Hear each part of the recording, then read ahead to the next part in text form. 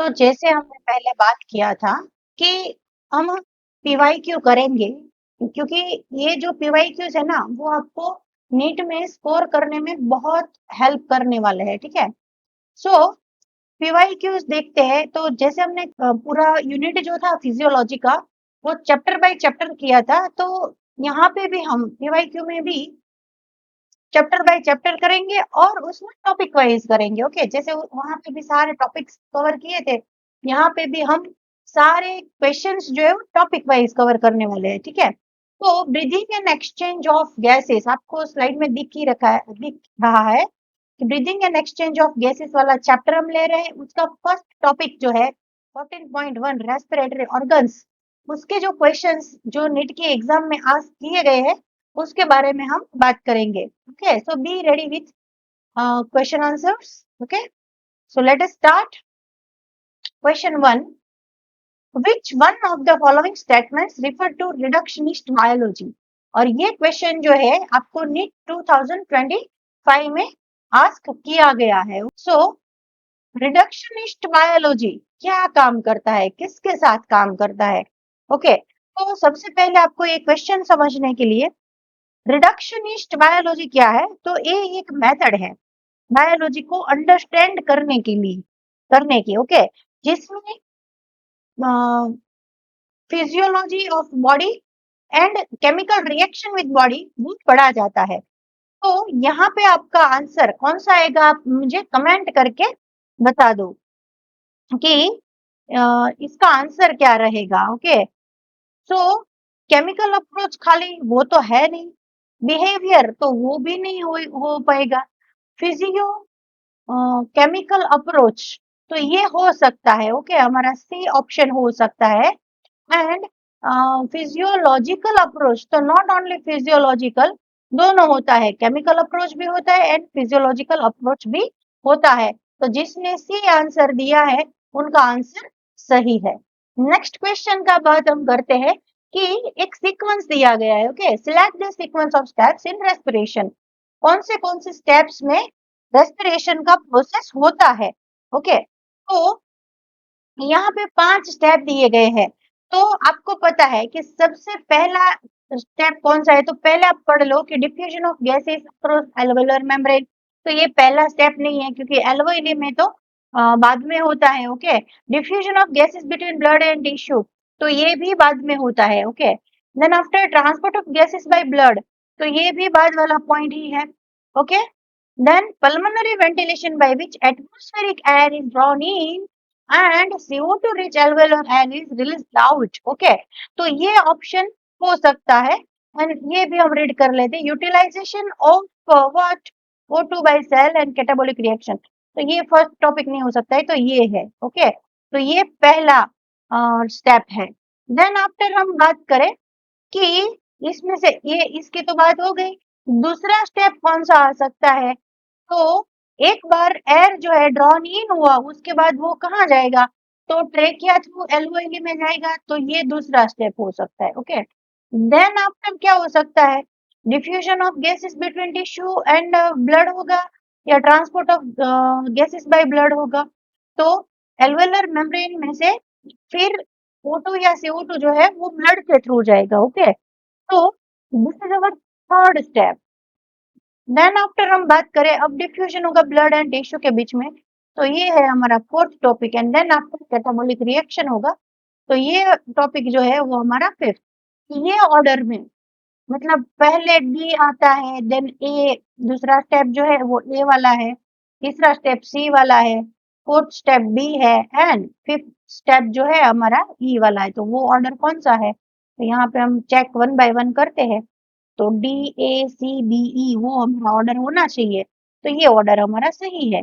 I hope कि आपने comment section में राइट आंसर दिया होगा कि ये जो है D A C B E वो हमारा सही आंसर है। ओके, नेक्स्ट हम बात करते हैं नेक्स्ट क्वेश्चन की। तो which of the following is not the function of conducting part of respiratory system? Respiratory system का कंडक्टिंग पार्ट क्या बोला है, नहीं है। ये क्वेश्चन आस्क किया गया है नेट 2022 में। तो आप सारे आंसर्स रीड करके मुझे कमेंट सेक्शन में इसका आंसर बताइए। तो इसमें आप देखिए कि it clears inhaled air from foreign particle.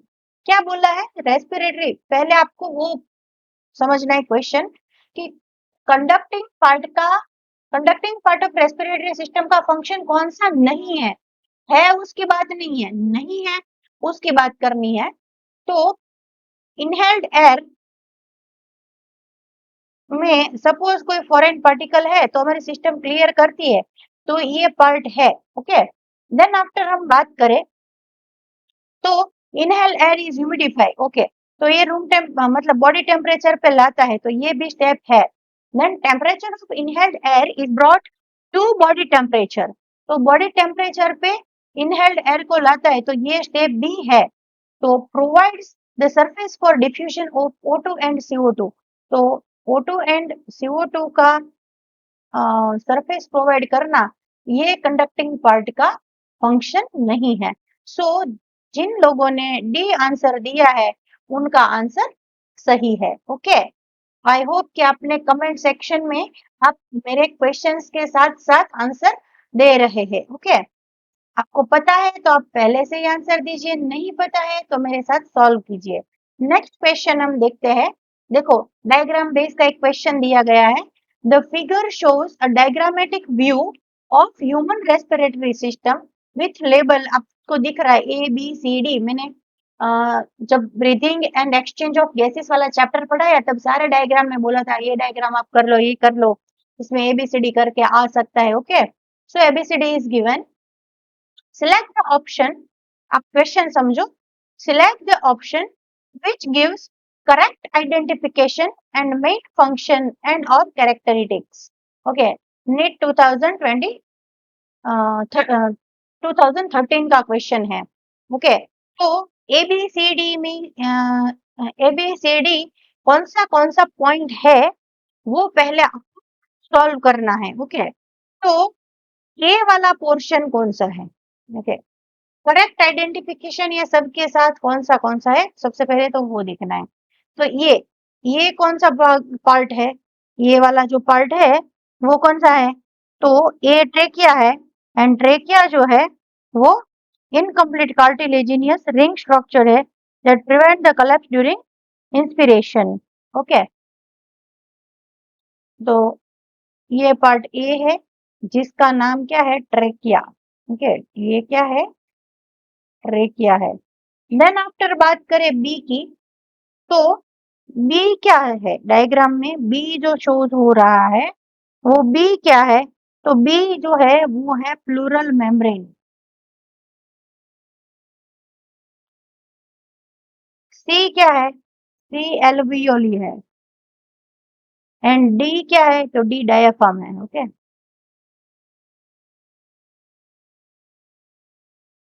मतलब लोअर पार्ट है ऑफ लंग्स। तो इसमें क्या क्वेश्चन क्या बोला है? Select the option which gives correct identification. ABCD जो शो हो रहा है उसमें करेक्ट आइडेंटिफिकेशन कौन सा है?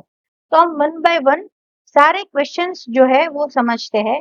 तो सबसे पहले हम बात करते हैं एल्वोइली। सी जो है वो एल्वोइली है ऐसा बोला है। ओके, तो एल्वोइली जो है वो क्या है? तो thin walled vascular bag like structure है and it is for exchange of gases. तो ये हमारा आंसर हो सकता है, लगता है ये सही है। ओके, करेक्ट आइडेंटिफिकेशन देखना है। देन डी पोर्शन कौन सा है? तो डी पोर्शन जो है वो डायाफ्राम है। और यहाँ पे क्या बोला है? लोअर एंड ऑफ लंग्स ऐसा बोला है। तो ये तो टोटली है ही नहीं हमारा ऑप्शन। देन आफ्टर ए, तो ए ट्रेकिया है। तो ट्रेकिया कौन सा है? तो इनकम्प्लीट कार्टिलेजिनियस रिंग्स होता है। ओके, कंप्लीट नहीं होता है, इनकम्प्लीट होता है। एंड दैट्स व्हाई ये आंसर भी नहीं हो सकता है। ओके, यहाँ पे कंप्लीट लिखा है, इनकम्प्लीट आएगा। देन प्लूरल मेम्ब्रेन, तो ये क्या है? Surround the ribs on both sides to provide cushion against rubbing. ऐसा नहीं है। प्लूरल मेम्ब्रेन का काम क्या है? जर्क से बचाने का है। ओके, तो ये ऑप्शन भी नहीं है। तो हमारा सही आंसर कौन सा आया? ए। तो ए जो है वो correct explanation with our question है।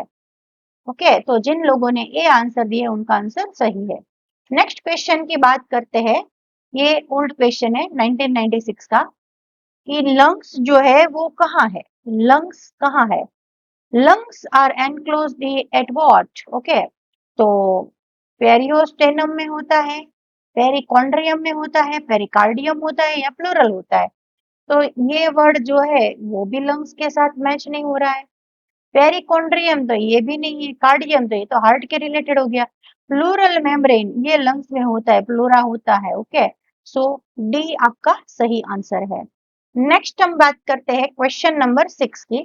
1990 का क्वेश्चन है, skin is an necessary organ of respiration in what, okay. तो यहाँ पे डिफरेंट ऑर्गेनिजम्स दिए गए हैं और ये डिफरेंट ऑर्गेनिज्म में स्किन क्यूटानियस, ओके, स्किन मतलब हम बात करेंगे क्यूटानियस रेस्पिरेशन की, क्यूटानियस रेस्पिरेशन। और क्यूटानियस रेस्पिरेशन तो ह्यूमन में तो होता नहीं है, क्योंकि ह्यूमन में रेस्पिरेशन होता है बाय लंग्स। फ्रॉग में, तो फ्रॉग में बुक लंग्स रहते हैं, स्किन रहती है, ओके। स्किन एंड लंग्स दोनों के थ्रू करता है। रैबिट जो है वो लंग्स के थ्रू करता है एंड लिजर्ड भी लंग्स के थ्रू करेगी, ओके। सो स्किन वाला ऑप्शन एक ही है, बी। तो ये जिन लोगों ने बी आंसर दिया है उनका आंसर सही है, ओके। देन नेक्स्ट क्वेश्चन की हम बात करते हैं, बट वहां पे टॉपिक थोड़ा चेंज है। Breathing and exchange of gases, mechanism of breathing जो है उनके रिलेटेड का क्वेश्चन है। तो क्वेश्चन नंबर 7 देखते हैं। उसमें आपको लिस्ट जो है वो मैच करना है। दो लिस्ट दिया गया, लिस्ट 2 1 एंड 2, ओके। एक साइड लिस्ट 1 में आपको residual volume, vital capacity, expiratory capacity, tidal volume वो दिया गया है। एंड लिस्ट 2 सामने जो है उसमें उनका एक्सप्लेनेशन है। Choose the correct answer from the option given below.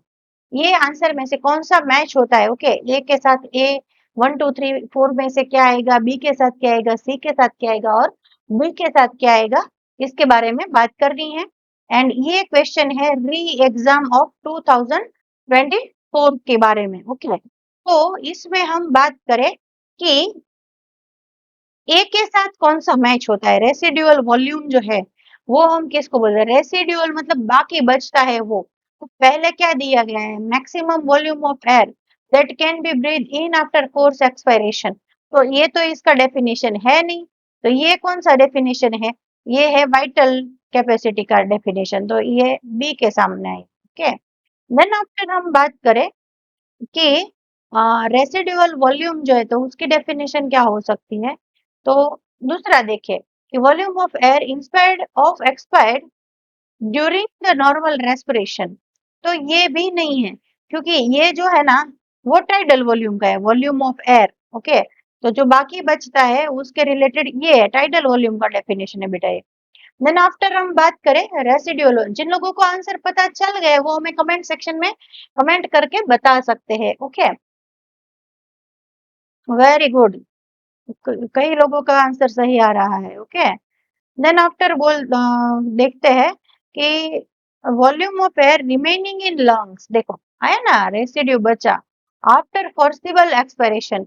Expiration हो भी गया उसके बाद भी बचता है, तो ये इसके साथ फिट बैठ गया है, okay. And last one expiratory capacity, तो total volume of air expire after normal inspiration, तो ये इसका आंसर है। तो ये ऑर्डर में ए के सामने 3, बी के सामने 1, सी के सामने 4, डी के सामने 2, वैसा कौन सा आंसर है, तो सी। जिन लोगों ने सी आंसर दिया है उनका सही आंसर है, ओके। देन नेक्स्ट हम क्वेश्चन नंबर 8, सेम थिंग है, उसमें से ही क्वेश्चन है, इसमें भी आपको मैच करना है। और ये नीट 2024 में आज वो री एग्जाम का था, ये 2024 का है, ओके। सो एक साइड आपको एक्सपायरेटरी कैपेसिटी, फंक्शनल एफआरसी बोलते हैं शॉर्ट में, एफआरसी दिया गया है, vital capacity and inspiratory capacity. इसमें भी आपको करेक्ट आंसर जो है वो ढूंढना है, ओके। सो हम बात करें एक्सपायरेटरी कैपेसिटी किसको बोलते हैं, तो TV plus expiratory reserve volume, तो वो क्या है, इसका आंसर है, ओके। ये शॉर्ट में सब बता देते हैं। एक्सपायरेटरी रिजर्व वॉल्यूम, तो इसको हम बोलेंगे ERV प्लस टीवी प्लस, मैंने पढ़ाते वक्त सारे का सारा लिखा था IRV। तो ERV, IRV एंड टीवी जो है वो किसका है आंसर? चलो जल्दी फटाफट से आप बता दो मुझे। फर्स्ट वन जो है वो किसका है? Equal to what? तो वाइटल कैपेसिटी में आएगा। ओके, नेक्स्ट हम बात करते हैं टाइडल वॉल्यूम, मतलब टीवी प्लस ERV। तो ये कहाँ होता है? टीवी प्लस ERV मतलब एक्सपायरेटरी रिजर्व है एंड टाइडल है, दोनों है तो एक्सपायरेटरी कैपेसिटी बन जाएगा, ये एक्सपायरेटरी कैपेसिटी बनेगा। देन आफ्टर बात करते हैं TV and IRV। TV and IRV किसका होता है बोलो? सेम, इसका अपोजिट एक्सपायरेटरी का। ओके, तो TV plus IRV equal to IC, inspiratory capacity. And vital capacity के लिए क्या बनेगा? फोर्थ, ERV प्लस RV, ये FRC है। ओके, देखो एक्सपायरेटरी रिजर्व बाकी बचा वो एंड रेसिड्यू वाला, तो ये इसका बंद हुआ। तो अब हम मैच करते हैं कि एक्सपायरेटरी कैपेसिटी कहाँ आया, ये वाला सेकंड। देन FRC का कौन सा था? Fourth one. वाइटल कैपेसिटी के साथ कौन सा मैच? VC कहाँ, ये वन। एंड इंस्पायरेटरी कैपेसिटी जो है उनका IC कौन सा है? थर्ड। तो ये ऑर्डर हमारा 2413, 2413। तो ये जो है वो सही आंसर है, क्योंकि इसमें नहीं है और इसमें 2143 है, तो ये भी हमारा सी आंसर भी नहीं। तो जिन लोगों ने ए आंसर दिया है उनका सही आंसर है। नेक्स्ट हम बात करते हैं वाइटल कैपेसिटी ऑफ लंग। देखो अभी मैंने यहाँ पे प्रीवियस स्लाइड में वाइटल कैपेसिटी जो है ERV, टीवी, IRV। ओके, तो नेक्स्ट में हम बात करें नेट 2023 का क्वेश्चन है ये। तो इसमें आपका सही आंसर कौन सा है? तो मैंने अभी लिखा था। ओके, अभी हमने सॉल्व किया ही है। तो ये IRV, ERV एंड टीवी, देखो यहाँ पे सब कुछ प्रीवियस स्लाइड में लिखा हुआ ही है। ओके, इसका ही एक्सप्लेनेशन नेक्स्ट स्लाइड में आ गया। तो वेरी गुड, जिन लोगों ने बी आंसर दिया है उनका सही आंसर है कि वाइटल कैपेसिटी ऑफ लंग, उसके लिए ये है। तो अब देखो इक्वेशंस जो है वो भी आपके लिए बहुत यूजफुल हो रहे हैं। देन नेक्स्ट हम बात करते हैं क्वेश्चन नंबर 10 की। क्वेश्चन नंबर 10 जो है 2020 का क्वेश्चन है। ओके, और यहाँ पे करेक्ट इवेंट दिया गया है। मतलब आपको सिलेक्ट करना है correct event. Select the correct event that occur during inspiration. Inspiration के दौरान जो इवेंट्स बनती है उनको सिलेक्ट करना है। तो सबसे पहले हम बात करते हैं कॉन्ट्रैक्शन ऑफ डायफ्राम होता है? यस, होता है। Then contraction of external internal intercostal muscle, external intercostal muscle का कॉन्ट्रैक्शन होता है? हाँ, ये भी होता है। पल्मोनरी वॉल्यूम डिक्रीज, नो, ये इवेंट नहीं होती है, ये इंक्रीज होता है, तो ये नहीं आएगा। एंड लास्ट है इंट्रा पल्मोनरी प्रेशर इंक्रीज, अंदर का प्रेशर इंक्रीज होगा? नहीं, ये भी नहीं होगा। ओके, तो करेक्ट इवेंट में दो ही आया, 1 एंड 2 वाला। ओके, तो ये जो है वो आपका सही आंसर है, 2020 का क्वेश्चन है। ओके, नेक्स्ट क्वेश्चन की हम बात करते हैं, क्वेश्चन नंबर 11 की। तो इसमें आपको आस्क किया है कि tidal volume and expiratory reserve volume of an athlete is 500 ml and 1000 ml respectively. So what will be his expiratory capacity if the residual volume is 1200 ml? Okay, 1200 ml उनका कौन सा एक्सपायरेटरी कैपेसिटी है? ERV उनका जो है वो 1200 ml है, तो उनका सही आंसर क्या मिलेगा? ओके, तो वो आपको कैसे काउंट करना है? तो मैं यहाँ पे आपको दिखाती हूँ कि EC एक्सपायरेटरी कैपेसिटी जो है वो क्या है। EC equal to TV plus ERV, और टीवी कितना है इधर? टाइडल एंड एक्सपायरेटरी, तो वो दोनों तो आपको दिए ही है कि 500 एंड 1000। ओके, सो आपका आंसर जो है वो 1500 ml आएगा, वो दिया ही है रिस्पेक्टिवली। ओके, वो आंसर दिया गया ही है, क्योंकि expiratory capacity is the total volume of air person can expire after normal inspiration and it include what, टू हीटिंग है, टीवी एंड ईयर भी इंक्लूड करेगा। तो ये आपको कंफ्यूज करने के लिए दिया गया है, ये आपका आंसर है। नेक्स्ट हम बात करते हैं क्वेश्चन नंबर 12 की, कि आपको करेक्ट स्टेटमेंट जो है वो सिलेक्ट करना है। Okay, select the correct statement.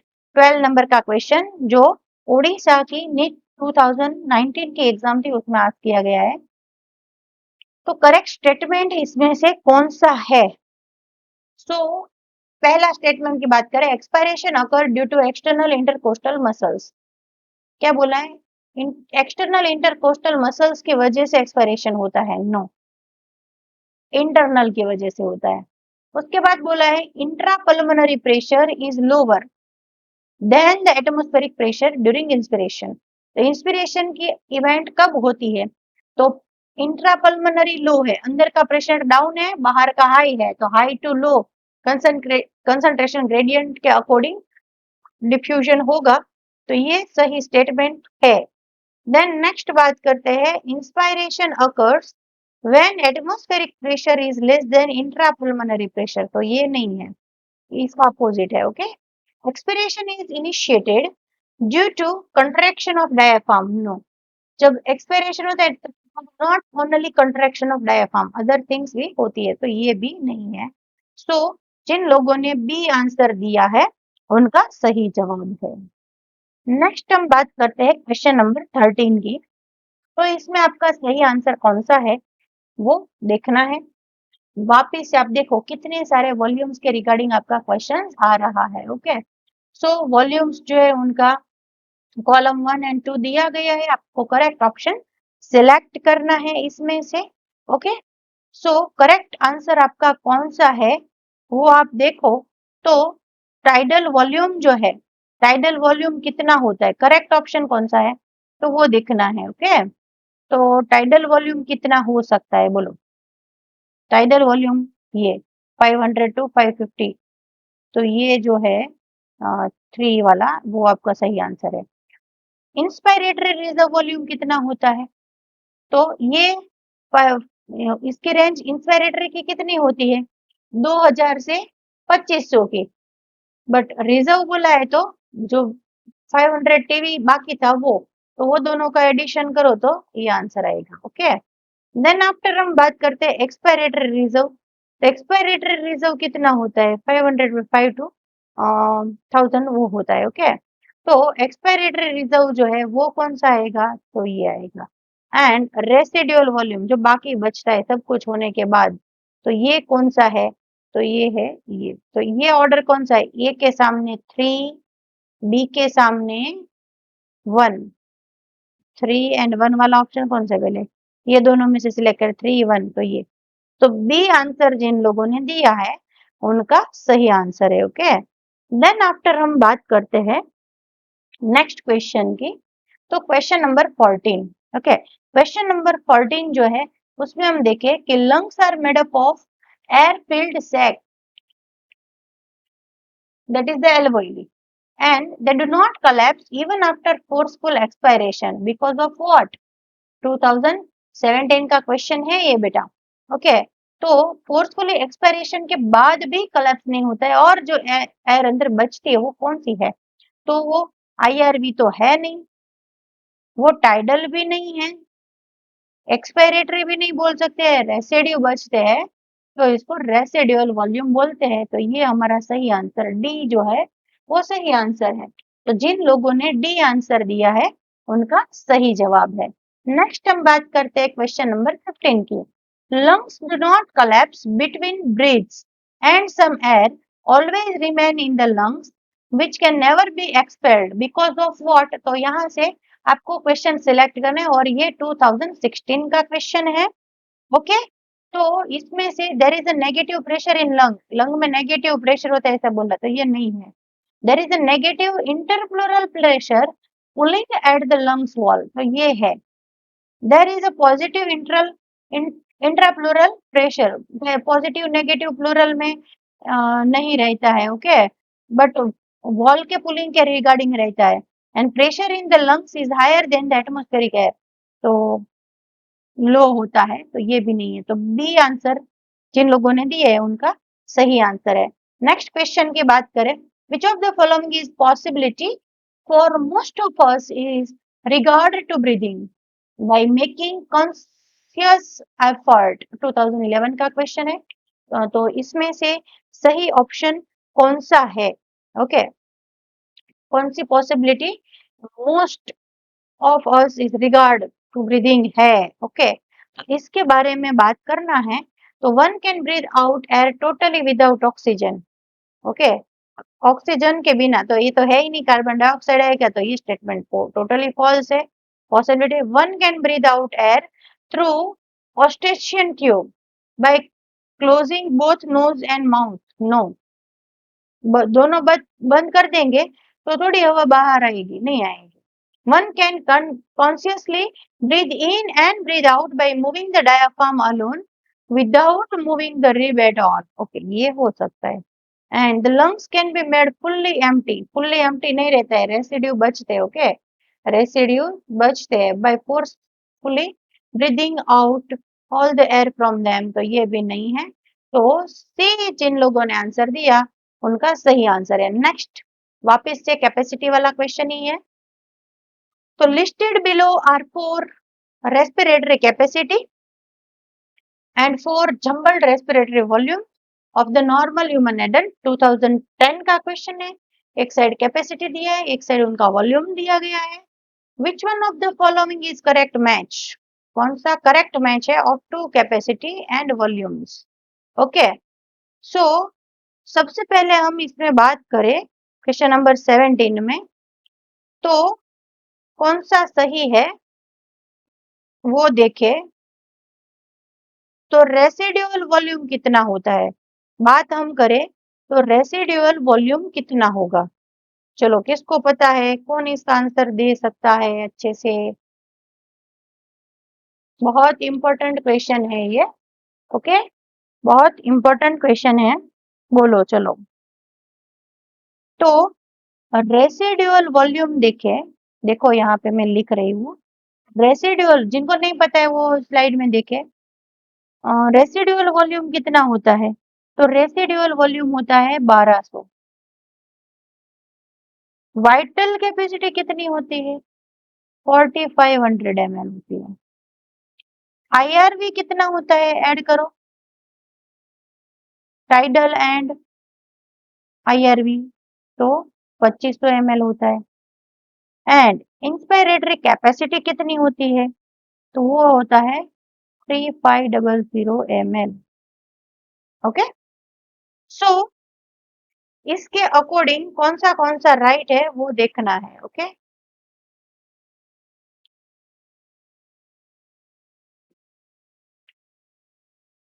Which one of the following is correct matching of two capacity and volume? Two capacity and volume. तो टू कैपेसिटी मतलब ये कैपेसिटी एक दिया गया है और दूसरा दिया गया है।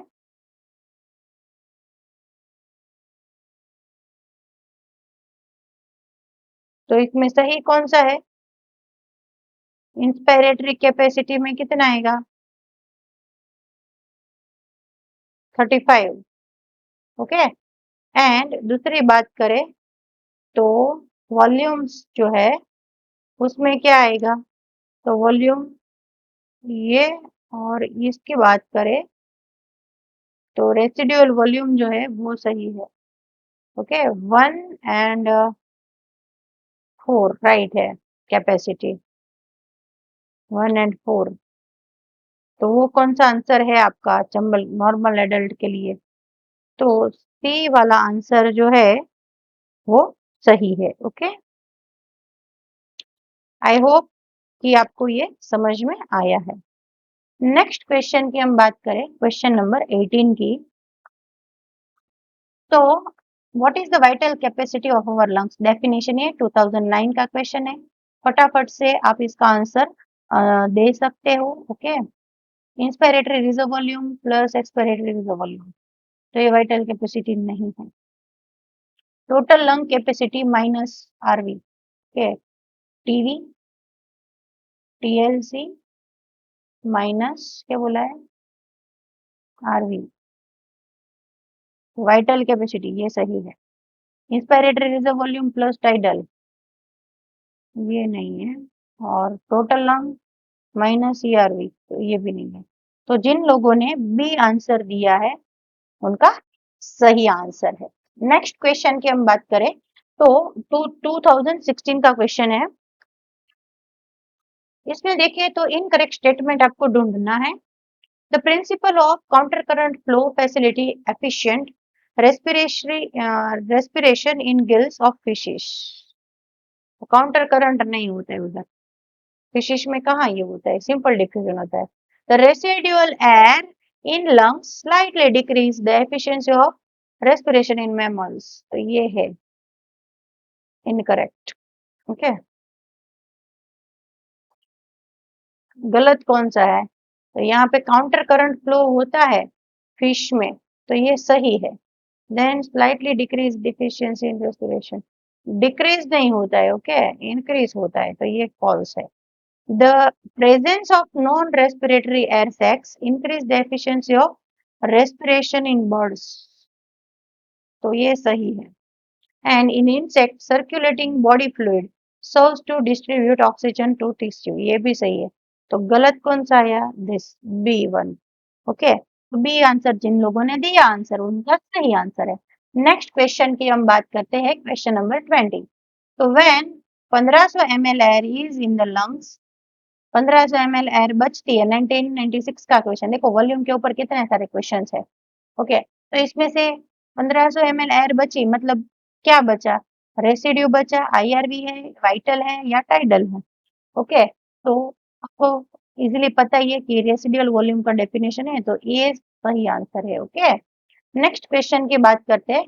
The ventilation movement of the lungs in mammal are govern by what?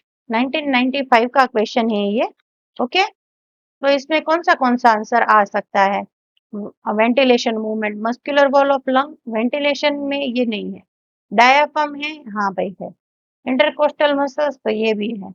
And D में तो ये है, तो ये दो आंसर आते हैं, तो डी आपका राइट आंसर है। नेक्स्ट क्वेश्चन की बात करते हैं। In man and mammals air passage from outside into the lungs through what? 1994 का क्वेश्चन है।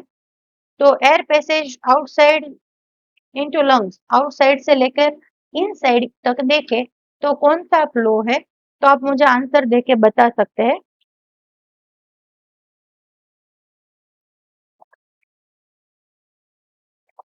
तो देखो आप कि सबसे पहले नसल कैविटी में जाता है, तो ये तो सब में पहला ऑप्शन है, तो ये फर्स्ट है। देन लैरिंग्स में जाता है या फेरिंग्स में जाता है, तो पहला ये है और दूसरा स्टेप ये है। एंड देन लैरिंग्स होता है, देन आफ्टर ट्रेकिया होता है। ओके, देन आफ्टर ब्रोंकी होती है, उसके बाद ब्रोंक्यूल्स आते हैं, इसके बाद यहाँ पे क्या आएगा? ब्रोंक्यूल्स, ये 6 स्टेप है और एल्वेली लास्ट स्टेप है। ओके, तो ये ऑर्डर में होगा ना, नसल cavity, pharynx, लैरिंग्स, trachea, bronchi, bronchioles and alveoli, तो वो सही आंसर तो वो कर देता है। यहाँ पे ब्लेरिंग फेरिंग्स, तो ये भी नहीं है। यहाँ फेरिंग्स लेरिंग्स ये सही है, ट्रेकिया, ब्रोंक्यूल पहले आ गए, ब्रोंकाई लास्ट में, तो ये भी नहीं है। और ये तो ये सही ऑर्डर है, आउटसाइड टू इनसाइड, तो ये डी आंसर जिन लोगों ने दिया है उनका सही आंसर है। नेक्स्ट हम बात करते हैं, next topic, breathing and exchange of gases, exchange of gases जो होते हैं उसके क्वेश्चंस की। तो उसमें क्वेश्चन नंबर 23 कि पार्शियल प्रेशर इन mmHg दिया गया है of oxygen and CO2 at alveoli, what होता है, क्या होता है? द साइट ऑफ डिफ्यूजन जो है एल्वेली, वो कौन सा रहता है? तो ये भी मैंने आपको पढ़ने के लिए बोला था, ये नीट 2021 का आंसर है। तो ये ABCD में से जिसको भी सही आंसर पता है वो मुझे कमेंट में बता सकते हैं सही आंसर कौन सा है। पार्शियल प्रेशर एट एल्वोइली, तो ये कौन सा है? 159.3 होता है? No, 104 O2 and CO2 for D, ये होता है? ये भी नहीं, और ये भी नहीं होता है। तो ये ऑप्शन होता है एल्वोइलर साइड पे। ओके, तो ये आपका सही आंसर है। 23 वाला जो है वो आपका सही आंसर है। समझ में आया सबको? 23 वाला क्वेश्चन जो है वो अच्छे से समझ में आया? ओके, देन आफ्टर हम बात करते हैं नेक्स्ट क्वेश्चन की। तो the partial pressure of oxygen in alveoli of lung is what? Partial pressure of alveoli in lungs क्या होता है? नीट 2016 का ये क्वेश्चन है। Okay, so equal to that is the blood, क्या बोला है? Partial pressure of oxygen PO2 in alveoli of lung क्या रहता है? Equal to blood? No. More than that in blood? Yes, blood से ज्यादा। Less than in blood? No. And less than that of the CO2, तो ये CO2 की बात तो है नहीं। ओके, तो जिन लोगों ने बी आंसर दिया है उनका सही आंसर है। देन आफ्टर हम नेक्स्ट क्वेश्चन की बात करते हैं। डायग्राम भी इसका है। डायग्राम दिया गया है, small part of human lung where exchange of gases take place, मतलब एल्वोइली साइड जो है वो दिया है। Select the option which represent label part ABCD, correctly identify. आगे भी एक ऐसा क्वेश्चन देखा था, 2011 का एक क्वेश्चन है। इसमें आप देखो तो कौन सा आपका सही आंसर है वो आपको ढूंढना है। ओके, तो आर्टेरियल कैपिलरी दिया है। आर्टेरियल कैपिलरी ए जो है वो क्या है, बी क्या है, सबसे पहले वो ढूंढ लो। सी क्या है और डी क्या है। ओके, सो ये क्वेश्चन में आप बात करें तो क्वेश्चन नंबर 25 में सी, आर्टेरियल कैपेसिटी, सी जो है वो arterial capacity that passes the oxygen to tissue. Okay, तो ये करेक्ट नहीं है, टिश्यू को थोड़ी देता है, करेक्ट नहीं है। देन एल्वोइलर कैविटी, ये जो है वो पूरा कैविटी है। एंड ये main site of exchange of respiratory gases, मतलब बोथ, दोनों O2 एंड CO2 के लिए साइट है। तो ये सही लगता है। डी क्या है? तो ये कैपिलरी का वॉल है, लेयर्स दिए गए, तो ये भी नहीं है। एंड बी क्या है? तो बी ऐसा शो किया है कि ये रेड ब्लड सेल्स है। ओके, द ट्रांसपोर्ट CO2, तो रेड ब्लड सेल CO2 या O2? O2 होता है, तो ये भी नहीं। तो बी जो है वो सही आंसर है। तो जिन लोगों ने कमेंट में बी आंसर दिया है उनका सही आंसर है। नेक्स्ट क्वेश्चन की हम बात करते हैं। The exchange of gases in alveoli of lungs take place by what? Okay, कैसे होता है लंग्स में गैसियस एक्सचेंज जो है एल्वोइली के पास कैसे होता है? Active transport, passive transport, osmosis या सिंपल डिफ्यूजन? तो ये हमारे लाइन बाय लाइन वाला जो वीडियो था उसमें आया था कि simple diffusion through O2 and CO2 जो है उसका डिफ्यूजन होता है। So D is your correct answer. Next question की हम बात करते हैं, क्वेश्चन नंबर 27 की। तो लंग्स में, इन lungs the air is separated from the venous blood through what? Venous का जो ब्लड है वो एंड लंग्स में जो ब्लड है वो, मतलब एयर सेपरेट कैसे होती है? ओके, तो transitional epithelium and tunica, extern of blood vessel, तो ये नहीं होता है, स्क्यूमस होता है। तो बी एंड सी में देखते हैं, तो स्क्यूमस एपिथेलियम होता है and endothelium of blood vessel, तो ये है। ओके, देन नेक्स्ट हम बात करते हैं स्क्यूमस epithelium and tunica media. Tunica media नहीं होता है, एंडोथेलियम ऑफ ब्लड वेसल्स रहते हैं। ओके, तो ये भी नहीं है, नन ऑफ देयर होते, तो ऑप्शन है ही नहीं। तो बी आंसर जो है वो सही आंसर। तो जिन लोगों ने बी आंसर दिया उनका सही आंसर है। नेक्स्ट क्वेश्चन 1990 का है, उसमें हम बात करें कौन सा आंसर है। The alveolar epithelium in the lungs is what? कैसा है? ओके, क्वेश्चन नंबर 28 में ऐसा किया आस्क किया गया है कि एल्वेलर एपिथेलियम इन लंग्स कैसा है? तो नॉन सिलिएटेड कॉलमनर है, नॉन सिलिएटेड स्क्यूमस है, सिलिएटेड कॉलमनर है या सिलिएटेड स्क्यूमस है। जिनको आंसर पता है वो फटाफट से मुझे कमेंट सेक्शन में कमेंट करके बता सकते हैं। ओके, कमेंट सेक्शन में आप कमेंट करते रहो ताकि मुझे पता चले कि आपको आंसर पता है कि नहीं पता है। ओके, सो क्वेश्चन नंबर 28 आप बोलो कि क्वेश्चन नंबर 28 में क्या होता है। तो आंसर क्या आएगा उसमें, नॉन सिलिएटेड स्क्यूमस। जिन लोगों ने बी आंसर दिया वो सही है। Okay, number of alveoli is countless and the surface area are enormous and the further accelerates gaseous exchange in the alveoli होता है। ओके, तो बी आंसर राइट आंसर है। नेक्स्ट क्वेश्चन, टॉपिक चेंज है, transport of gases है, इसके बारे में हम बात करेंगे। Breathing and exchange of gases chapter का ही है ये। Topic number 14.4 transport of gases, and उसमें हम देखें नेक्स्ट क्वेश्चन। तो question number 29, given below are true statements. One is labeled as a assertion and another is labeled as a R. Okay, two statement दिया गया है A and R. Here is a two statements. Okay, given the two statements, एक को A assertion and दूसरा reason है। During the transportation of gases, about 20 से 25% of CO2 is carried out by hemoglobin as a carbaminohemoglobin. And B क्या दिया है, this binding is related to high PCO2 and low PO2 in tissue. Now, in the light of the above statements, choose the most appropriate answer from the option given below. ये री exam 2024 में आपको ask किया गया है। Okay, सो सी इसमें answer कौन सा आएगा। ओके, दोनों सही है स्टेटमेंट्स। 20 से 25% ऐसा कार्बोमिनोहिमोग्लोबिन, तो ये भी सही है। The binding is related to high PCO2 and low PO2 in tissue, तो ये भी सही है। तो both the statements are true, तो ये ए एंड बी तो हो नहीं सकता है।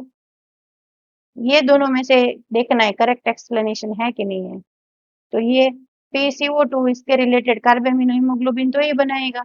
ओके, तो सी आंसर, जिन लोगों ने सी आंसर दिया है उनका सही आंसर आएगा। ओके, देन आफ्टर हम बात करते हैं नेक्स्ट क्वेश्चन, क्वेश्चन नंबर 30 की।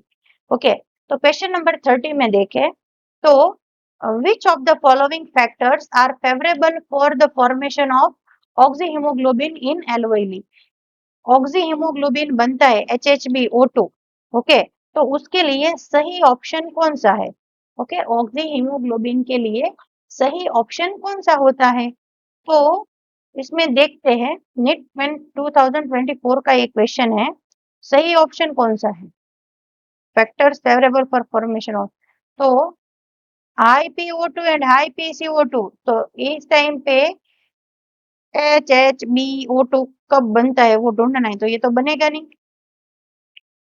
PO2 हाई रहेगा and less H plus concentration, H plus का कंसंट्रेशन लेस, वो कम है, ये कंडीशन बन सकती है। Low PCO2 high H plus, no, and low PCO2 at high temperature, तो ये भी नहीं है। तो बी आंसर जिन लोगों ने दिया है उनका सही आंसर है। नेक्स्ट क्वेश्चन की बात करते हैं, 2022 का क्वेश्चन है, ये पूरा हमारी टेक्स्ट बुक का लाइन ही है। Under the normal physiological condition in human being, every 100 ml of oxygenated blood can deliver blank ml of O2 to the tissue. Tissue तक कितना जाएगा। ओके, तो 2 ml जाएगा, 5 ml जाएगा, 4 ml ब्लड जाएगा या 10 ml ब्लड जाएगा। चलो, ये हमने थियरी जब पढ़ी थी उस टाइम पे सॉल्व किया था। तो कौन इसका सही आंसर देता है, चलो आंसर दो, मुझे कमेंट सेक्शन में आंसर दे के बताओ 31 का आंसर क्या रहेगा। कितना कितना ब्लड जाएगा 100 ml में से। नॉर्मल फिजियोलॉजिकल कंडीशंस होती है in human being, every 100 ml oxygenated blood कितना ml ऑफ O2 डिलीवर करेगा, तो 5 ml डिलीवर करेगा। ये हमने क्वेश्चन आंसर जो लाइन बाय लाइन था उसमें पढ़ा था। ओके, नेक्स्ट क्वेश्चन देखते हैं कि फेवरेबल कंडीशन कौन सी है। अगेन ऑक्सी हीमोग्लोबिन वाला ही आया, HHbO2 फॉर्म होने के लिए। रिपीट क्वेश्चन है, नीट 2021 में आस्क किया गया है। ओके, कौन सी कंडीशन, तो हाई PO2 वहां पे देखा था, लेस H+, ये तो एक आ गया था, ये इतना लगे, लो PCO2 एंड टेम्परेचर लो होना चाहिए, तो ये फेवरेबल कंडीशन है। और यहाँ पे देखो लो PO2, तो ये तो आएगा नहीं डायरेक्टली, यहाँ पे भी लो PO2 बोला तो भी नहीं बनेगा। यहाँ पे देखते हैं तो हाई PO2 हाई PCO2 है, तो ये कंडीशन पे भी नहीं बनेगा, तो B answer is a right answer. Next question, question number 33 कि identify the wrong statement with reference to transport of oxygen. Transport of oxygen के लिए रॉन्ग स्टेटमेंट कौन सा है, नीट 2020 का क्वेश्चन है, रॉन्ग स्टेटमेंट आपको ढूंढना है। ओके, तो ये पहले वन बाय वन देख लेते हैं। Binding of oxygen with haemoglobin is mainly related to partial pressure of O2, PO2 के ऊपर डिपेंड रहता है, तो ये सही है। Partial pressure of CO2 can interfere with O2 binding with haemoglobin, तो ये भी इंटरफियर होता है, तो ये भी सही है। High H+ concentration in alveoli favors the formation of, ये टोटल अभी ही देखा है हमने, तो ये गलत है। HHbO2 के लिए H+ कंसंट्रेशन लो होना चाहिए, तो ये स्टेटमेंट गलत है। Low pressure of CO2 in alveoli favourable for all, तो ये कंडीशन सही है। तो फॉल्स ढूंढना था, तो सी आंसर इसके लिए परफेक्ट है। तो जिन लोगों ने सी आंसर दिया उनका सही आंसर है। नेक्स्ट क्वेश्चन की बात करते हैं, 34 नंबर का question, reduction in pH of blood will what. 2016 phase 1 NEET में आस्क किया गया है, रिडक्शन इन पीएच, पीएच कम हो गया, ब्लड का पीएच कम हो गया, reduction in pH will be what, तो उसके हिसाब से क्या हो सकता है। ओके, तो decrease the affinity of haemoglobin with oxygen, मतलब ऑक्सीजन एंड Hb का बाइंड होने का जो एफिनिटी है वो डाउन हो जाएगा, वो कम हो जाएगा, रिडक्शन बोला है, पीएच डाउन होगा तो ये भाई सही है। Release by carbonates ion by the liver, liver थोड़ी ये रिलीज करता है, ब्लड करता है। ओके, ये गलत है। Reduce the rate of heart beat, ये भी नहीं आएगा, हार्ट बीट के रिलेटेड यहाँ कहाँ आएगा। And reduce the blood supply to the brain, तो ब्रेन खाली ब्रेन के लिए थोड़ा होता है, पूरी बॉडी के लिए। तो reduction in pH of blood will decrease the affinity of haemoglobin with oxygen, ये परफेक्ट मैच है। तो जिन लोगों ने ये आंसर दिया वो सही है। नेक्स्ट क्वेश्चन की बात करते हैं, question number 35, approximately 70% of carbon dioxide absorbed by the blood will be transported to the lungs is what। Okay, तो 2014 का क्वेश्चन है, तो कैसे होता है, देखो CO2 के रिलेटेड यहाँ पे बात होती है, absorb by the blood, blood में HCO3- फॉर्म, ये इसके रिलेटेड देखना है, ये फॉर्म में होता है, तो बाइकार्बोनेट आयंस के फॉर्म में, तो ये थोड़ा सही है। In the form of dissolve gas molecule, no. Binding to RBC, इसके साथ तो बाइंड हो ही नहीं था। कार्बेमिनो हीमोग्लोबिन, तो ये भी नहीं बनेगा। ओके, ये खाली 20 से 25% ही होता है। ओके, सो मैक्सिमम 70% बोला है। ओके, 70% बोला है, तो 70% जो है 70, वो एज अ बाइकार्बोनेट आयन के फॉर्म में होता है, तो ये आंसर आपका सही आंसर है। जिन लोगों ने ये आंसर दिया उनका सही आंसर है। आई होप कि आपको इसमें सॉल्व करने में अच्छे से परफेक्ट सारे क्वेश्चन बैठ रहे हैं एंड आप एबल है उसके लिए। ओके, क्योंकि आपका थियरी पोर्शन स्ट्रांग है, दैट्स व्हाई। नेक्स्ट क्वेश्चन देखते हैं, क्वेश्चन नंबर 36, इसमें देखते हैं the large proportion of oxygen remain unused in human blood even after its uptake by the body tissue. This O2 is what? 2011 का question है। So act as a reserve during the muscular exercise. Muscular exercise करते हैं तब reserve होता है, तो ये लगता है कि ये सही है। Raise PCO2 of blood and 275, no 75 नहीं 45 आता है, तो गलत है। Is enough to keep hemoglobin saturation at 96%, no। Help in releasing more O2 in epithelial tissue, epithelial tissue में थोड़ी होता है, ये गलत है। तो ये आंसर जो है वो सही ऑप्शन है। नेक्स्ट क्वेश्चन की बात करते हैं, क्वेश्चन नंबर 37। इसमें देखिए, bulk of carbon dioxide is release from body tissue into blood is present as what. Okay, bulk बोला है, बल्क मतलब ज्यादा, तो ज्यादा फॉर्म जो है bicarbonate in blood plasma and RBC, तो ये सही है थोड़ा। फ्री O2 नो, 70% कार्बन, ये गलत है, 70 नहीं होता है इधर, 70 नॉट, 22 25 ही होता है। एंड कार्बोमिनो हीमोग्लोबिन तो अगेन ये रिपीटेड ही है, तो ये ऑप्शन भी नहीं आएगा। तो इसके रिलेटेड ये आंसर है। जिन लोगों ने ये आंसर दिया उनका राइट आंसर है। देन नेक्स्ट क्वेश्चन की हम बात करते हैं, what is true about RBC in human. RBC के लिए इसमें से कौन सा सही स्टेटमेंट है? क्वेश्चन नंबर 38 कौन सा सही है? They carry about 20 to 25% of CO2 RBC के थ्रू, क्योंकि कार्बोनिमिनो हीमोग्लोबिन और हीमोग्लोबिन आए तो आरबीसी के साथ बाइंड, तो ये आंसर है। Transport of 99.5% of CO2 no, they transport about 80% oxygen only and the rest 20 transported dissolved state in blood plasma no, ये भी नहीं है। They do not carry CO2 at all, CO2 तो कैरी करना ही पड़ेगा, तो ये आंसर आरबीसी के लिए सही है। नेक्स्ट देखते हैं question number 39। The haemoglobin of human foetus, okay, the haemoglobin of human foetus what is blank what, 2009 का क्वेश्चन है। तो इसमें आंसर क्या आएगा? Has only 2 protein subunits and instead of 4, 4 की जगह पे 2 ही प्रोटीन सब यूनिट्स है। दूसरा देखते हैं, higher affinity for oxygen than that of an adult, adult से ज्यादा एफिनिटी है, एडल्ट से कम एफिनिटी है, या it's affinity for oxygen is same as that of the adult, adult के जितना भी नहीं होगा, उससे कम भी नहीं होगा, उससे ज्यादा होगा, एंड 2 प्रोटीन यूनिट से कुछ काम नहीं चलेगा। So B answer human foetus haemoglobin के लिए राइट आंसर है। बी ऑप्शन सही आंसर है। जिन लोगों ने बी आंसर दिया वो सही है। नेक्स्ट क्वेश्चन की बात करते हैं, question number 40। The majority of carbon dioxide produced by our body cell is transported to the lungs as what, 2006 का क्वेश्चन है। ओके, और इसमें बात करें, मेजॉरिटी बोल रहा है, तो 70% आपको पता है कि HCO3 माइनस मतलब बाइकार्बोनेट के फॉर्म में ट्रांसपोर्ट होते हैं। तो यहाँ पे मेजोरिटी बोला है, तो मेजोरिटी में अटैच टू हीमोग्लोबिन, तो ये तो आएगा नहीं।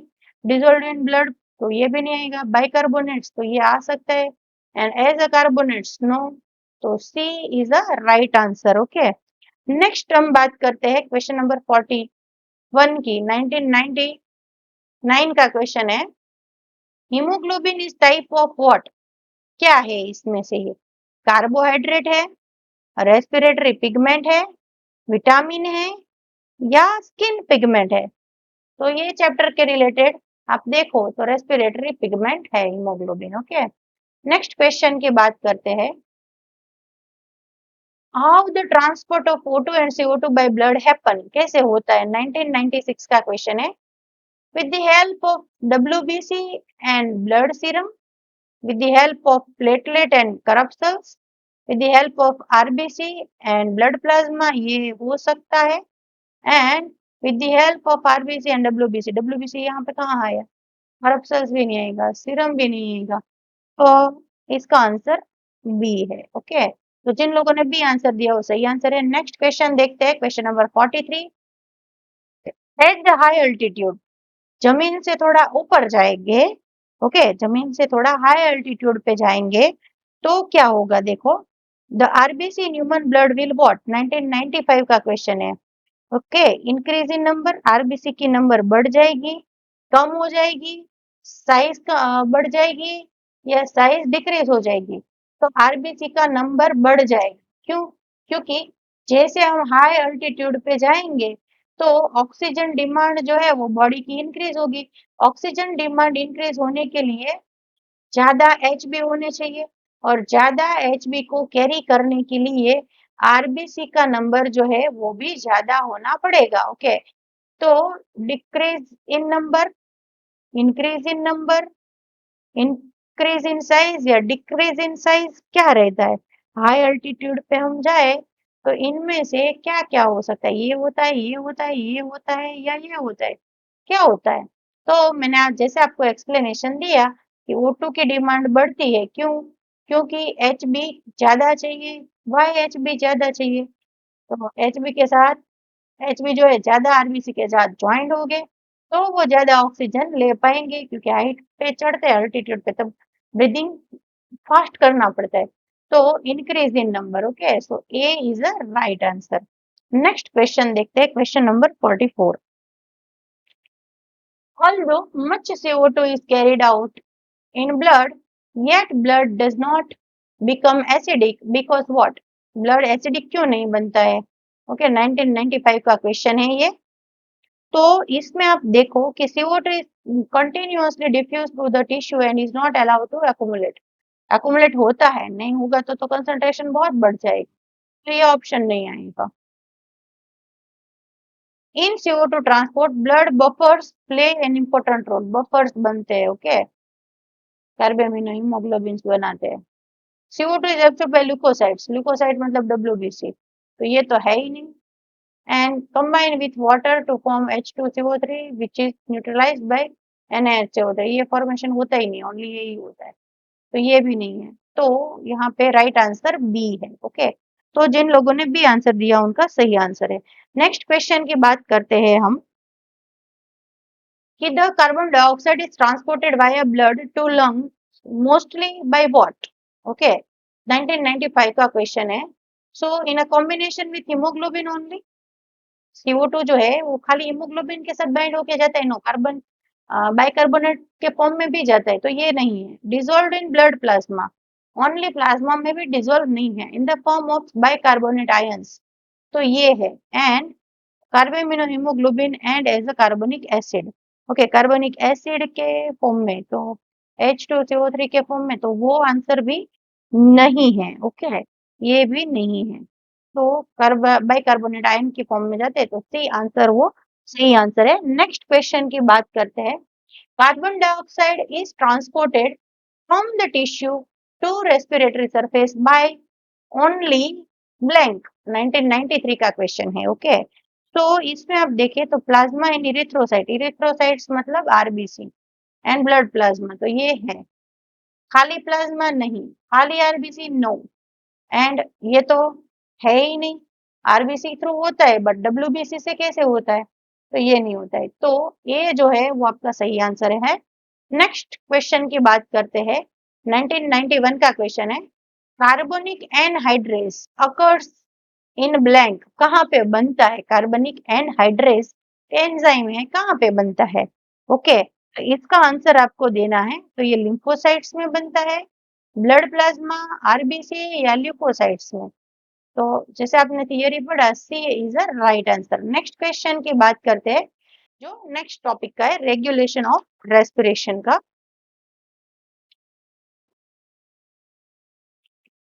तो क्वेश्चन नंबर 48 में आप देखो, कैंसिल हो गया था एग्जाम बट आज किया था। When you hold your breath, हम अपना ब्रीदिंग होल्ड करते हैं, which of the following gas changes in blood would first lead to the urge to breathe? Okay, तो इसमें से कौन सा सही ऑप्शन है वो आपको, which one of the following gas in blood would first lead? Okay, तो इसमें आप देखो कौन सा आंसर आ सकता है। तो फॉलिंग CO2 कंसंट्रेशन, CO2 का कंसंट्रेशन फॉल हो जाता है, rising CO2 and falling O2 concentration, first अर्ज बोला है। Okay, falling O2 concentration and rising CO2 concentration. अब बोला क्या है, क्वेश्चन देखो, हमारा ब्रीथ हमने होल्ड करके रखा है, तो हम पहले ऑक्सीजन लेंगे या CO2 निकालेंगे? ऐसा करेंगे। तो हमने पहले कौन सा अर्ज किया? ब्रीथ आउट करने का, मतलब CO2 कंसंट्रेशन राइजिंग है वो आउट किया, so D is the right answer. Okay, then next हम बात करते हैं नेक्स्ट क्वेश्चन की, क्वेश्चन नंबर 49 की। तो क्वेश्चन नंबर 14 में आप 49 में देखो कि respiratory centers which control inspiration and expirations are located कहाँ पे? 1999 का क्वेश्चन है। डाइसन फेलोन में? नो, ये तो दिमाग का पॉइंट आ गया। मेड्यूला ऑब्लोंगटा दिमाग का ही पोर्शन है, बट रेस्पिरेटरी सेंटर्स कहाँ है? तो ऑब्लोंगटा में हो सकता है, सेरेबेलम में नहीं होता है, स्पाइनल कॉर्ड में तो होता ही नहीं है।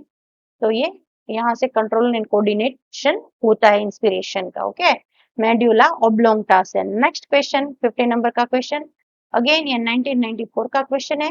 Respiratory centres which regulates respiration is located at what?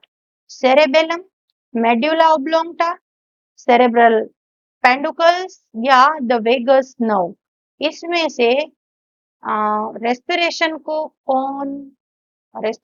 कौन रेगुलेट करता है? ओके, तो अगेन ऑब्लोंगटा, आगे जो प्रीवियस क्वेश्चन में देखा वही है। ओके, इंस्पिरेशन एंड एक्सपिरेशन दोनों के लिए था, इसमें खाली रेस्पिरेशन को रेगुलेट करता है, उसके रिलेटेड क्वेश्चन है। नेक्स्ट क्वेश्चन की बात करते हैं, this is our suppose last question, disorders of respiratory system. Next 51 number का क्वेश्चन देखते हैं कि due to increase airborne allergen, हवा से एलर्जन लगते हैं, and pollutants, many people in urban areas are suffering from respiratory disorder that cause wheezing due to what? 90 NEET 2019 का question है। Reduction in secretion of surfactant by pneumocytes, ये problem हो सकती है, या benign growth of mucus lining of nasal cavity, inflammation of bronchi and bronchioles, ये लग सकता है, proliferation of fibrous tissue and damage of the alveolar wall, ये भी हो सकता है। ओके, तो आपको क्या इसमें आंसर राइट देना है कि ड्यू टू व्हाट, किसके वजह से होता है? ओके, तो respiratory disorder that cause wheezing का जो है वो इसके इन्फ्लेमेशन होता है ब्रोंकाई एंड ब्रोंक्यूल्स में, इसकी वजह से होता है। तो C is a perfect answer. Next question की बात करते हैं हम, 52 नंबर का question, which of the following option correctly represent the lungs condition in asthma and emphysema respectively? what, दोनों के लिए नीट 2018 का क्वेश्चन है ये। ओके, एम्फिसेमा, अस्थमा, पहले अस्थमा की कंडीशन कौन सी है, देन एम्फिसेमा की कंडीशन ढूंढेंगे हम। तो इसमें देखो इन्फ्लामेशन ऑफ ब्रोंक्यूल्स, तो ये अस्थमा में होता है, एंड डिक्रीज रेस्पिरेटरी एम्फिसेमा में सरफेस जो है due to more smoking down हो जाता है, तो ये भी एम्फिसेमा के लिए शूट है। इंक्रीज नंबर ऑफ ब्रोंक्यूल्स, ये नहीं है। इंक्रीज रेस्पिरेटरी सरफेस, इंक्रीज नहीं होता, डिक्रीज होता है। इंक्रीज रेस्पिरेटरी सरफेस, ये भी नहीं है। इन्फ्लामेशन ऑफ ब्रोंक्यूल्स भी नहीं है, ये भी नहीं है। Okay, so A is the right answer. Then next question में हम बात करते हैं, नीट 2018 का क्वेश्चन है, विच of the following is an occupational respiratory, occupation के हिसाब से कौन सा होता है? तो एंथ्रेसिस, सिलिकोसिस, बॉटुलिज्म या एम्फिसेमा। तो बिजनेस रिलेटेड जो है वो कोई फैक्ट्री में काम करता है तो सिलिकोसिस उनको हो सकता है। ओके, नेक्स्ट क्वेश्चन का बात करते हैं, मैंने सारे डिजीज इसमें लिखवाए थे, सिलिका के साथ काम करता है तो सिलिकोसिस होता है, एस्बेस्टोस के फैक्ट्री में काम करता है तो एस्बेस्टोसिस हो सकता है, तो वो उसमें से एक डिसऑर्डर का नाम इधर दिया गया है। नेक्स्ट क्वेश्चन की बात करें तो आपको क्रॉनिक रेस्पिरेटरी डिसऑर्डर का नाम देना है that caused mainly by cigarette smoking. Cigarette smoking, अभी ये मैंने बोला था कि स्मोकिंग की वजह से कौन सा होता है, तो एसिडोसिस नहीं होता है, अल्कलोसिस नहीं होता है, एम्फिसेमा जो है वो हो सकता है, एंड अस्थमा स्मोकिंग की वजह से नहीं होता है। Okay, so emphysema is a right answer. Okay, 54 में एम्फिसेमा आपका राइट आंसर है। नेक्स्ट क्वेश्चन की बात करें, नीट फेज 1 2016 का क्वेश्चन है, अस्थमा में be attributed to what? Okay, so इसमें क्या होता है, तो inflammation of the trachea, trachea का inflammation no, accumulation of fluid in lungs, no. Bacterial infection लगता है, no. Allergic reaction of the mast cell in the lungs, yes. जो lungs के मास्ट सेल है उसमें एलर्जिक कंडीशन आ जाती है, that's why asthma होता है, ब्रीदिंग में प्रॉब्लम रहते हैं, तो D is the right answer. Next question की हम बात करते हैं। Name the pulmonary disease in which alveolar surface area involved in gaseous exchange is drastically reduced। देखो ड्रास्टिकली रिड्यूस हो जाता है due to damage in the alveolar wall, okay. तो एक पल्मोनरी डिजीज का नाम देना है इधर, 2015 का क्वेश्चन है। तो इसकी वजह से क्या होता है, तो न्यूमोनिया होता है, अस्थमा, फ्लूरोसी या एम्फिसेमा, ओके। अगेन देखो आप, drastically reduce to damage alveolar wall, तो जल्दी से कौन सी वॉल डैमेज हो जाती है, स्मोकिंग की वजह से, एंड स्मोकिंग की वजह से जो है वो है एम्फिसेमा। देन नेक्स्ट क्वेश्चन की बात करें, which one of the following is the correct statement for respiration in human. Human में रेस्पिरेशन का करेक्ट स्टेटमेंट कौन सा है वो ढूंढना है, 2012 का क्वेश्चन है। तो इसमें आप देखें कि सिगरेट स्मोकिंग में lead to inflammation of bronchi, inflammation में डैमेज होता है, तो ये नहीं है। Neural signal from pneumotaxic centre in pons region of brain can increase the duration of inspiration, ये ड्यूरेशन थोड़ी बढ़ा देगा, ये वो अपने आप जो फंक्शन में काम करता है वही करेगा। Worker in grinding and stone breaking industry में suffer from lung fibrosis, okay. क्योंकि यहाँ पे फाइब प्रोटर्ड्स हो जाते हैं फाइब्रस टिश्यूज, एंड जिसकी इसकी वजह से क्या होता है, फाइब्रोसिस हो सकता है, तो ये करेक्ट स्टेटमेंट है। 90% of carbon dioxide is carried out by haemoglobin, ये तो इसके रिलेटेड स्टेटमेंट है ही नहीं, तो जिन लोगों ने सी आंसर दिया है उनका राइट आंसर है। देन नेक्स्ट हम बात करते हैं, 2004 का एक क्वेश्चन है कि blood analysis of patient reverse an unusually high quantity of carboxyhaemoglobin content, which one of the following conclusion is most likely to be correct? The patient has been inhaling polluted air containing unusual high content of what? 2004 का ये सवाल है, okay. और इसमें देखें तो patient को क्या है, पेशेंट को कौन सा कंटेंट है, तो डाइसल्फाइड नॉट, क्लोरोफॉर्म तो आएगा ही नहीं, कार्बन डाइऑक्साइड तो उससे कोई प्रॉब्लम नहीं हो सकता है, बट CO कार्बन मोनोऑक्साइड जो है उसके रिगार्डिंग प्रॉब्लम हो सकता है। तो जिन जिन लोगों ने डी आंसर दिया है उसका आंसर राइट है। And last question of this chapter PYQ, okay. When CO2 concentration in blood decrease, sorry, in blood increase, breathing becomes what? 2004 का क्वेश्चन है, shallower and slow हो जाता है, there is no effect on breathing, slow and dip and faster and deeper। देखो तो CO2 concentration जो है वो कैसा होता है, तो CO2 concentration in blood increase, breathing becomes what? तो CO2 बढ़ जाएगा कंसंट्रेशन, ब्रीदिंग फास्ट हो जाएगा और डीप ब्रीथ हो जाएगा, okay. That's why normal condition आ जाएगी। तो जिन लोगों ने डी आंसर दिया है उनका आंसर सही है। तो आई होप कि आपको ये सारे क्वेश्चंस जो है वो बहुत अच्छे से समझ में आया है। आपने मेरे साथ कमेंट सेक्शन में कमेंट करके भी आंसर बताए, और ऐसे ही PYQs करने के लिए हमारे साथ जुड़े रहिएगा, ओके। अब नेक्स्ट वीडियो में हम नेक्स्ट चैप्टर जो है हमारा उसके रिलेटेड, अभी हमने एक्सचेंज ऑफ ब्रीदिंग के बारे में बात किया है, नेक्स्ट हम सर्कुलेशन वाला चैप्टर जो है उनके PYQ सॉल्व करेंगे। और तब तक आप सर्कुलेशन वाला चैप्टर जो है वो अच्छे से पढ़ लीजिएगा, okay.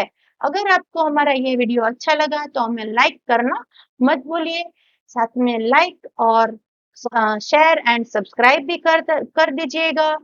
Thank you, bye bye.